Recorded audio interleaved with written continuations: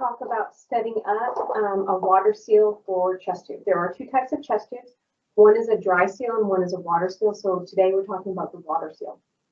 When you go and get a water seal, it depends on what unit you are, whether they are. Obviously ER, CCU, post-surgical, all of you guys use chest tubes so often they are in your CS room. Other units that don't necessarily have a lot of chest tubes may or may not have them in your CS room. They might be downstairs. You might have to call for them. Either way, locate where your chest tubes are. They'll come in a nice blue, looks like the nice OR sterile blue sheet of paper. It'll be face down like this. You'll open it all up. It'll look like you need to be sterile, but you don't. The only part that needs to remain sterile on a chest tube is this tip right here that you would, if the doctor was putting in the chest tube for the very first time, when they've got the chest tube free, you'd hand them this part, they stick the chest tube on the end of that. Okay, so we go from there being issues or whatnot, but the only part that needs to remain sterile is this section right here. So you'll take it out, stand it upright. There's a stand at the bottom. You'll want to open that up. That way your chest tube's not going to be wobbling, okay? When you pull it straight out of the packet, the first thing, there are only two sections that need to have water in them. One is right here. This is your suction control, and then down here, which is your water seal.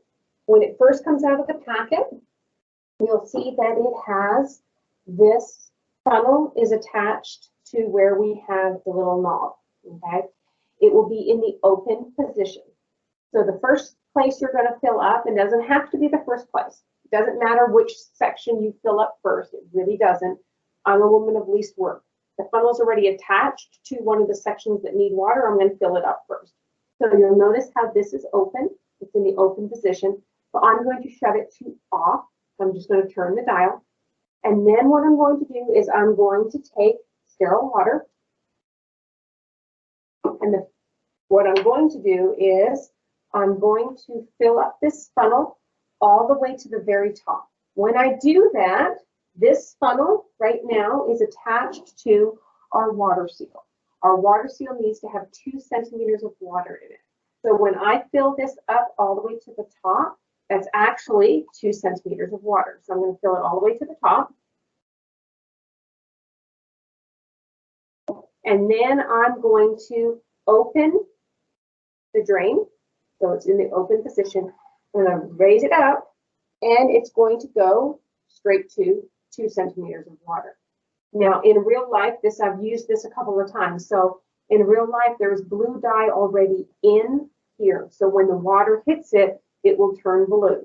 There is not magic blue water that we have. You don't need to go looking for it. It's going to be already here. So I filled that up to 2 centimeters of water. Now I need to fill up the second chamber. Remember, I said the second chamber was the suction control. So what I do, you don't have to, but you have to take the funnel off anyways, right? So I'm going to take the funnel off.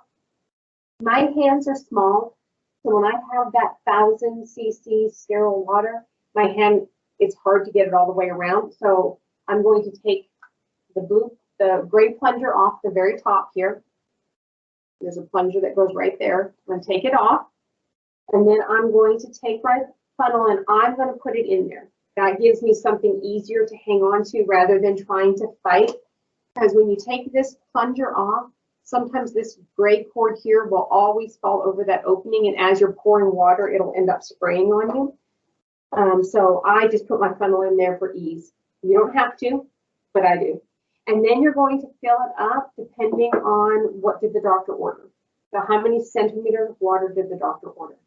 Typically it's 20, but they can order 15, they can order 18, whatever they feel is best for this patient. So all you're going to do is pour it so that you reach whatever number it is that they ordered.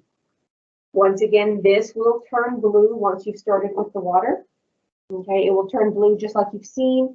And we're going to say that the doctor ordered 10 centimeters of water, and I'm right at 10. So as soon as I've done that, I'm going to take my funnel out, put my gray stopper back at the top, and now I'm completely filled with water. Let's say I overfilled. Let's say that The doctor ordered 8 centimeters of water, and I put in 10. On the very back, you'll notice up here, there's a gray stopper. And down at the bottom here, there is another gray stopper, okay? You would, if you've overfilled the suction control or the water seal, you would just clean that with some alcohol, stick an 18 gauge in there, and you can aspirate out the extra water, okay? Thank you.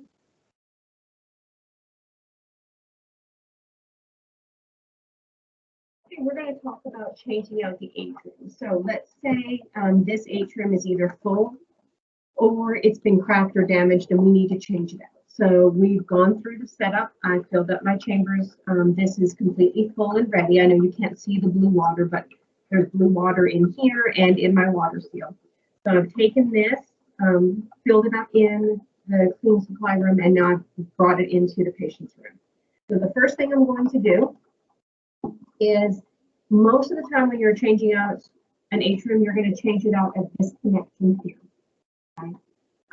Very, very, very rarely am I going to change it out at the connection where that chest tube is taped to here. And if that were to happen, I will be flat out honest, I would be grabbing a more experienced nurse at that time. Even me right now, I would be grabbing Miss Cameron, and we'd both be going into the room to change it out. So we're going to talk about the most common experience, which is here. So first thing I'm going to do is on my brand new one, this is the brand new one that I'm going to exchange. I'm going to push this little clear button right here. I'm going to push it and I'm going to pull. So I'm going to get rid of this tubing because I don't need it, okay? Now, typically I would be sitting, if I were doing this in real life, I'd be sitting in front so that my back was towards the doors and I'm facing these, but I'm doing it this way so you can see. So this chamber's set up and I've gotten rid of this extra tubing. So the first thing I'm going to do is I'm going to go from least invasive to most invasive. So the least invasive thing on here is my suction. So I'm going to undo my suction from my current test tube, and I'm going to attach it to my brand new one. When I do that, I'm then going to adjust the suction so that I don't have horrible bubbling going on, okay? The next thing I'm going to do, and this is the most important part, I'm about to clamp this chest tube for less than a minute. It can't be longer than a minute. For less than a minute while I change it out. During this time frame is extremely important you're paying attention to what you're doing, because this is the one thing that if you forget to undo, your patient can get to tension pneumo and they can code. So I'm going to be paying full attention to this. I'm going to take the clamp. If you'll notice on the clamp, there's smooth parts where it's not flat, it's smooth, so it's kind of meant for your thumb or your fingers to sit there. So I'm going to put my thumb at the base of the clamp, okay? Both thumbs, I'm going to put them over top of each other, and I'm just going to pull the tubing towards me, okay? I'm then going to push the same little clear button that I did on this one. I'm going to push here. Sometimes they'll stick a little, you might have to wiggle them free.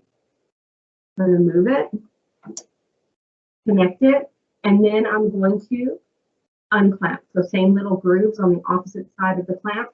Put both my thumbs there, pull the tube towards me, and I've unclamped it. I'm then going to put this in a red bag and get rid of it. And then before I walk out of the room, I'm going to make sure that my suction is on the way it's supposed to be, that my tube is unclamped, and that I didn't dislodge it or anything from my patient.